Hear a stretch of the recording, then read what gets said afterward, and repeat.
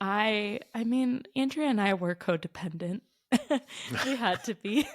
We were we never honestly spent like a day apart since Oh the my God. pandemic. We Yeah, yeah, were both worked from home. I was their caregiver, like, and yeah. we loved each other and we wanted to hang out, but we were so enmeshed. And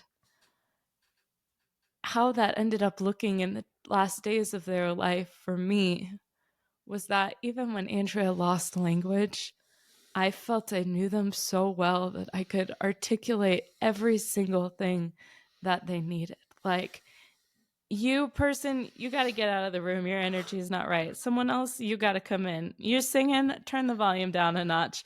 Okay, like somebody, no, this sun is going to be too hot. I know that Andrea doesn't like light touch. You got to squeeze those calves if you're going to touch them at all. Like, I felt like Totally. I had been training almost Mm. for years to curate their perfect death, which is such a wild thing to say.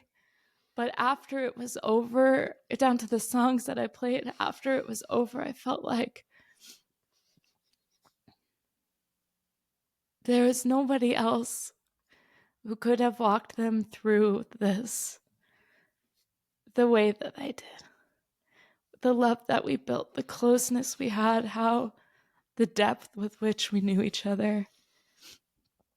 Somebody said to me, like, thank you for not gatekeeping this. Like, you could have just been like, no, this is a private thing. This is just us and our family. And I don't, but Andrea would never have wanted that.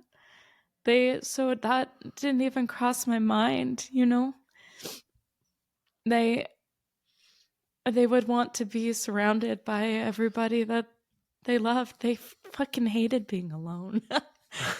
um, they really did.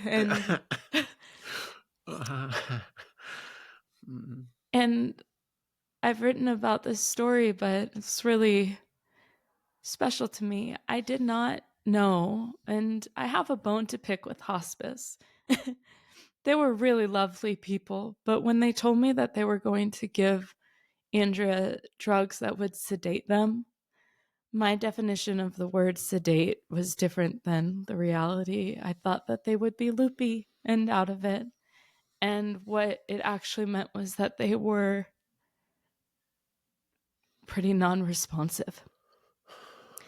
And there would be many moments where Andrea would be like asleep, and then the hospice nurses would be so baffled because they were like probably 100 pounds, but they were giving them enough meds to sedate like a 300-pound man. And Andrea kept like Mm. trying to get up and swinging their legs over. And like this whole, I almost see it now as this ballet. There was like a choreography between their bodies where they'd get up and I'd catch them and they'd fall back asleep. And it was just this up and Mm. down dance.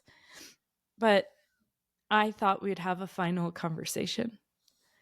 I thought we'd get like a goodbye. I thought we'd just know and we would tidy up whatever last things we had to say to each other in a beautiful way, and that was taken. And not what I expected.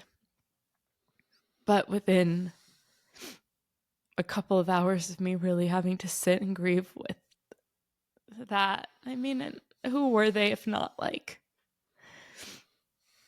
somebody you wanted to talk to, you know? Mm-hmm. Hear what they had to say. Mm-hmm. Within a couple of hours of me grieving that, I got a text message from our friend, the musician Chris Perica, who said, Andrea wrote a song about their death, and it's a love song for you. And I'd never heard it before. And the song is called Hold Down the Fort. And it's essentially the answer to all the questions that I would have asked about how to find them when they're gone. And